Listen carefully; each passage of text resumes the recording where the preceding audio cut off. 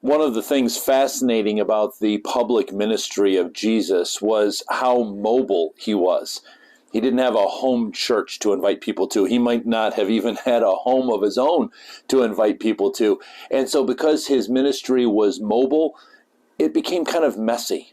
There were times that they didn't know where they were going to sleep at night. They were scrambling to find food that they were going to eat.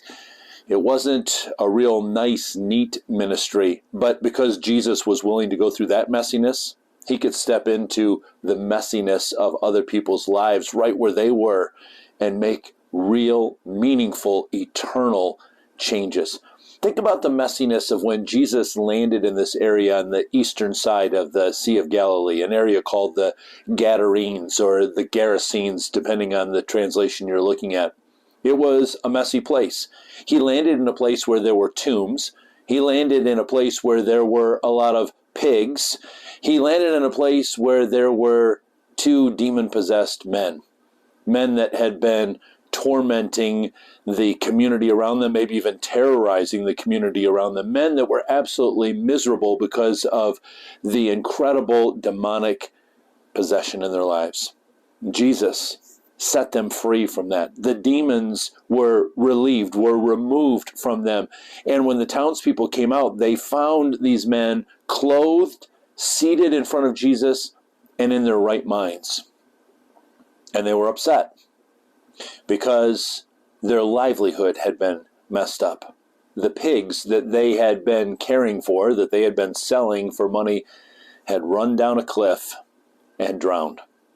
These people cared more about the neatness. They cared more about their possessions than they did about people that were in torment that had been set free. Sadly, I was around a group of some church people once that's exactly what their attitude was. They said, oh, sure, people need to hear about Jesus, but let them get cleaned up somewhere else first, and then they can come to our church. They didn't want them coming in their messiness and their struggles and their questions and their not understanding how they were supposed to behave as Christians. But friends, our churches are supposed to be hospitals. Jesus said to people, come to me, all of you people who are burdened, who are weary, who are weighed down. Cast those burdens on me. Let me shoulder those things. But notice what he says. He doesn't say get rid of the burdens first and then come to me. He says come to me with all those burdens, all of those questions, all of that messiness of your life. And this is where you're going to find rest, is when you're yoked with me. So friends, let's make sure that our churches, our ministries, and even our mobile ministries, if we don't have a church building, but we're just going out among the community, let's make sure that in that messiness, that we don't defer more towards the possessions than we do the people, but that we say we're willing to step into this messiness, we're willing to walk through the swine-infested land, we're willing to walk through the tombs, we're even willing to walk with these people that are plagued with their demons, to be able to introduce them to Jesus so that real, meaningful, eternal changes can take place in their lives.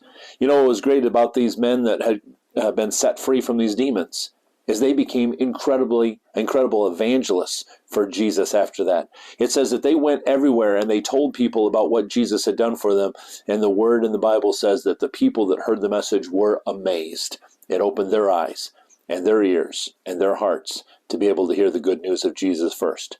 But that never would have happened if Jesus hadn't been willing to step into the messiness of their lives to bring them freedom. Let's step into that messiness. Let's bring them the health and the joy that only Jesus can bring. And let Jesus take care of cleaning up the mess.